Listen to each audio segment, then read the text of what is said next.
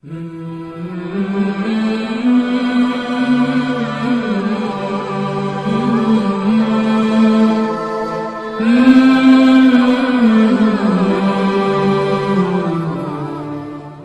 آل عمران آیت نمبر 160 سے آگے پڑھیں۔ اعوذ باللہ من الشیطان الرجیم بسم اللہ الرحمن الرحیم وما كان لنبی ان یغل ومن یغل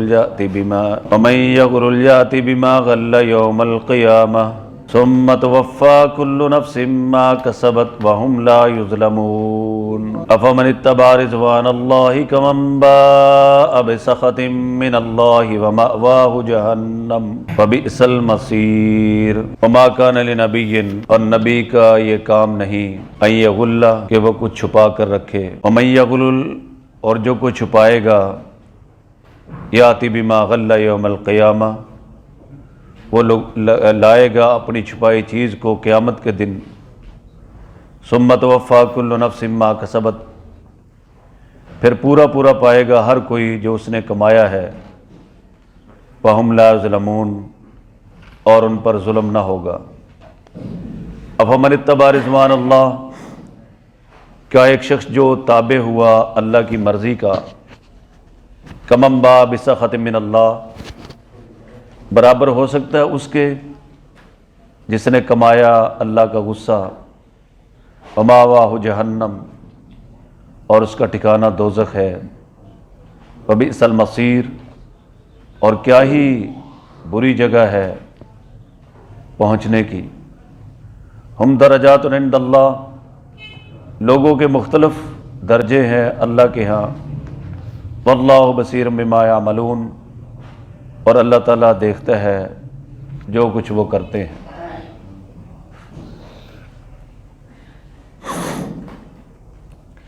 اس سے پہلی آیتوں میں حضور نبی کریم صلی اللہ علیہ وسلم کے اخلاق عالیہ کا بیان ہوا تھا، اور ان آیات میں یہ بتایا گیا ہے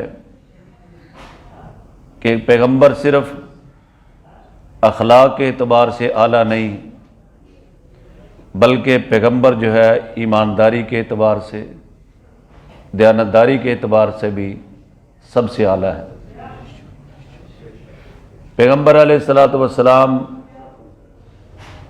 کوئی خیانت کریں یہ ممکن ہی نہیں ہے، کیونکہ نبی جو ہے وہ معصوم ہوتا ہے۔ ساری کائنات کے اندر اس کائنات کا جو مغز ہے، نچوڑ ہے، وہ انبیاء علیہ الصلاۃ والسلام، اور انبیاء علیہ الصلاۃ والسلام کے بارے میں ہمارا عقیدہ ہے کہ وہ معصوم ہوتے ہیں، ان سے کوئی گناہ سرزد نہیں ہوتا، کیونکہ اگر پیغمبر سے گناہ ہو تو پیغمبر جو ہے پھر اسوہ حسنہ کیسے بن سکتا ہے انسانوں کے لیے۔ نبیوں کے بارے میں ہمارا عقیدہ ہے کہ معصوم ہیں، اور جو صحابہ ہیں ان کے بارے میں ہمارا عقیدہ ہے کہ وہ محفوظ ہیں اور مغفور ہیں، یعنی صحابہ کی اللہ تعالیٰ نے گناہوں سے حفاظت کی ہے، اور اگر خدا نہ خواستہ ان سے کوئی ہوا ہے تو اللہ تعالیٰ نے ان کو معاف کر دیا۔ ابھی ہم گزشتہ آیات میں یہ مضمون جو ہے پڑھ کے آئے ہیں۔ اس کے علاوہ جو تابعین ہیں، بزرگان دین ہیں، اولیاء اللہ ہیں، سب کا اپنا اپنا مقام ہے، لیکن معصوم نبیوں کے علاوہ اور کوئی بھی نہیں ہے۔ یا یہ بات یاد رکھیں کہ جو شیعہ ہیں یہ اپنے 12 اماموں کو معصوم کہتے ہیں،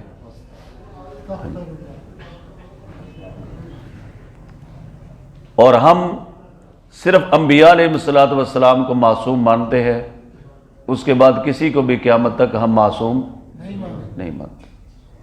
اس کو کہتے ہیں عقیدہ عصمت انبیاء، کہ انبیاء علیہ الصلاۃ والسلام کے بارے میں معصوم ہونے کا عقیدہ، یہ ہم اہل سنت کا عقیدہ۔ تو غزوہ احد کے موقع پر مسلمانوں کو کو مال غنیمت تو نہیں ملا. مال غنیمت مسلمانوں کے لیے پاکیزہ ترین مال ہے، بابرکت مال ہے، جو اللہ کے دشمنوں سے حاصل کیا جاتا ہے. اب اسی سے آپ سمجھیں کہ ابھی 4 مہینے پہلے طالبان کو تقریباً 98 ارب ڈالر کا اسلحہ ملا ہے امریکن. تو آیا شرعی طور پر یہ ان کے لیے حلال ہے کہ نہیں؟ ہاں جی، امریکہ نے لینا تو لے لے آ کے.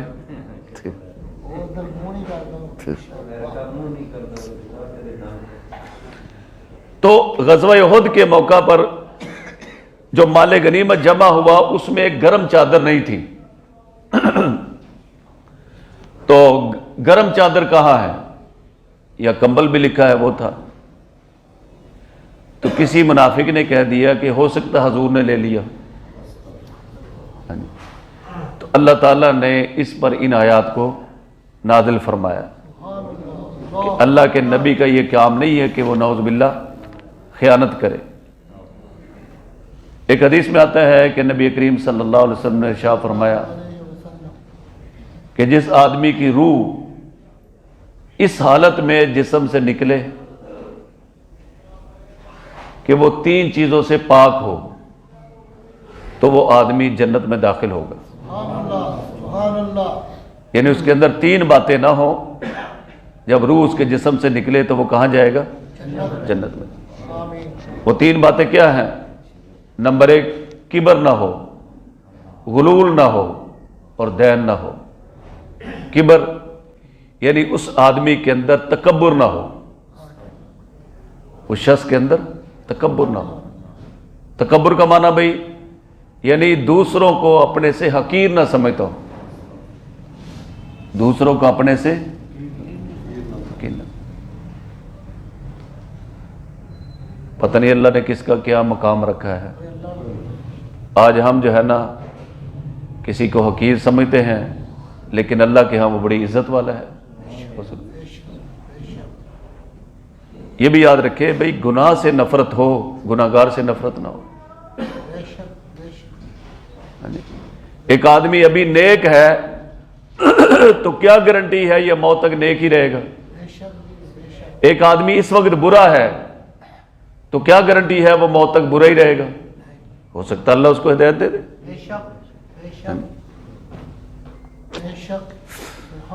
تو تکبر نہ ہو، اور نمبر 2 اس کے اندر خیانت نہ ہو، مال کے اندر خیانت کرنے والا نہ ہو.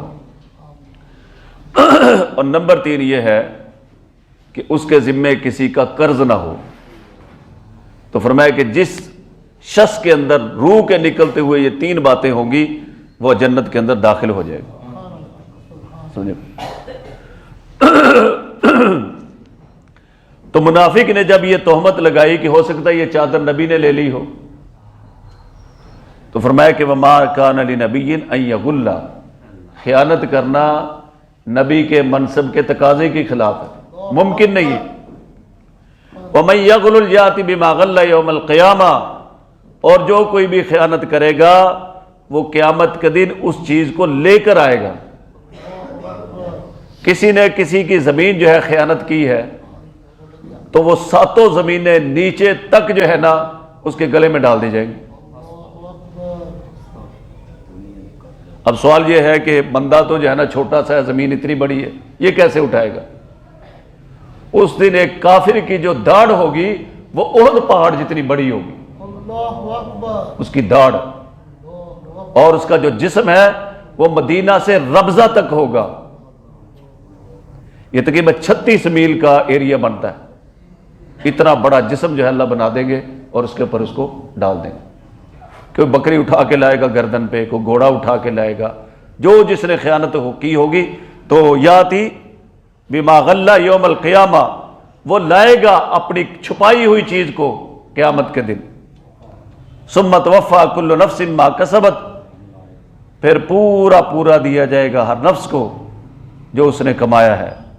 وَهُمْ لَا يُظْلَمُونَ، اور ظلم نہیں کیا جائے گا. افمن اتبع رضوان اللہ، کیا ایک شخص جس نے پیروی کی اللہ کی خوشنودی کی، اللہ کی مرضی کی، ایک آدمی اللہ کے حکموں پر اللہ کی مرضی پہ چلتا ہے، کمم باء بسخط من اللہ، یہ اس شخص کے برابر ہو سکتا ہے جس نے اللہ کا غصہ کمایا ہے؟ ایک آدمی اللہ کو راضی کر رہا ہے، ایک آدمی اللہ کو ناراض کر رہا ہے، تو کیا یہ دونوں برابر ہو سکتے ہیں؟ وَمَأْوَاهُ جہنم، اور جو اللہ کو ناراض کر رہا ہے اس کا ٹھکانہ دوزخ ہے۔ وَبِئْسَ الْمَصِيرُ، اور کیا ہی بری جگہ ہے پہنچنے کی۔ ہم درجات عند اللہ، لوگوں کے مختلف درجے ہیں اللہ کے ہاں، جس طرح جنت کے درجے ہیں اسی طرح جہنم کے بھی درجے ہیں۔ نیک لوگوں کے جنت میں درجے ہیں اور برے لوگوں کے جہنم میں درجے ہیں۔ آپ نے یہ حدیث سنی ہوگی کہ اللہ رب العزت حافظ قرآن سے کہیں گے کہ قرآن پڑھتا جا اور جنت کے درجے چڑھتا جا، جہاں پہ قرآن مکمل ہو جائے گا وہاں تیرا مقام آ جائے گا۔ تلاوت شروع کرے گا اور جب والناس پہ پہنچ جائے گا تو وہاں جنت میں اس کا مقام آ جائے گا۔ تو جنت کا کوئی ایک درجہ نہیں ہے، جنت کے بہت سے درجات ہیں۔ 7 جنتوں کا ذکر تو آپ نے پڑھا ہوگا، جنت المأویٰ ہے، جنت الفردوس ہے۔ تو اسی طرح یاد رکھے کہ جہنم کے اندر بھی درجے ہیں۔ ہاں جی، منافقین کے لیے الگ ہے، بدعتیوں کے لیے الگ ہے، مشرکین کے لیے الگ ہے، یہودیوں کے لیے الگ ہے اور عیسائیوں کے لیے الگ ہے۔ یہاں ایک بات یاد رہے کہ حضور صلی اللہ علیہ وسلم کے چچا تھے ابو طالب۔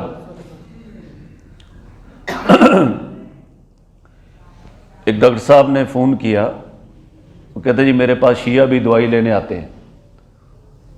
تو کہتے جی میں شیعہ نہیں ہوں، میں سنی ہوں، رحیم یار خان سائڈ سے۔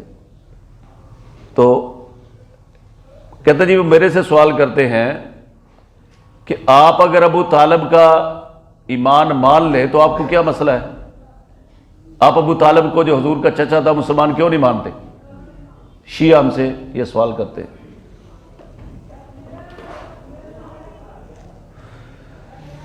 میں نے کہا بھائی دیکھو، کوئی آدمی نبی کریم صلی اللہ علیہ وسلم کے رشتہ داروں سے بغض رکھے ہو ہی نہیں سکتا۔ حضرات صحابہ فرماتے تھے، یعنی ان کا ہی حوصلہ تھا کہ ہمارے باپ کی جگہ، ہمارے بھائیوں کی جگہ، ہمارے رشتہ داروں کی جگہ حضور کے رشتہ دار ایمان لے آتے تو ہمیں اپنے رشتہ داروں سے زیادہ خوشی ہوتی۔ کیوں کہ حضور کے رشتہ دار جب ایمان لاتے تو حضور ان سے زیادہ خوش ہوتے، کہ انہوں نے اپنی خوشی کو بھی حضور علیہ السلام کی خوشی میں گم کر دیا تھا۔ کہ میرا باپ مسلمان نہ ہوتا، حضور کا چچا مسلمان ہو جاتا، کیونکہ آپ کے چچا کے مسلمان ہونے سے حضور کو زیادہ خوشی ہوتی۔ صحابہ کی تو اتنی چاہت تھی۔ تو میں نے کہا حضور علیہ السلام کے چچا حضرت عباس مسلمان ہوئے، سارے مسلمان مانتے۔ حضور علیہ السلام کے چچا حضرت سیدنا امیر حمزہ مسلمان ہوئے، سارے مسلمان مانتے۔ اگر ابو طالب مسلمان ہوتا تو کسی مسلمان کو اسے ضد نہیں تھی۔ میں نے کہا آپ اگر اہل سنت ہیں تو مجھے اہل سنت کی کسی کتاب میں ابو طالب کا مسلمان ہونا دکھا دے، ہم ابھی ماننے کے لیے تیار ہیں، ابھی ماننے کے لیے تیار۔ مسلم شریف کے اندر روایات موجود ہیں، اسی طرح قرآن مجید کی آیت ہے اِنَّكَ لَا تَهْدِي مَنْ أَحْبَبْتَ وَلَكِنَّ اللَّهَ يَهْدِي مَن يَشَاءُ۔ اس آیت کی تفسیر میں آپ دیکھ لیں تو اس میں روایات لکھی ہوئی ہیں کہ نبی کریم صلی اللہ علیہ وسلم ابو طالب کے آخری وقت میں اس کے پاس پہنچے اور اس کو ایمان کی دعوت دی کہ چچا کلمہ پڑھ لے۔ تو وہاں ابو جہل بھی تھا اور بھی سردار بیٹھے ہوئے تھے، کہنے لگے دیکھنا دیکھنا ابو طالب جاتے ہوئے باپ دادا کے دین کو نہ چھوڑ دینا۔ ابو طالب جب دنیا سے گیا حضور کے دین پر نہیں گئے، لیکن نبی کریم صلی اللہ علیہ وسلم نے فرمایا جس کا مفہوم ہے کہ میری سفارش کی وجہ سے اس کو سب سے ہلکا عذاب دیا جا رہا ہے۔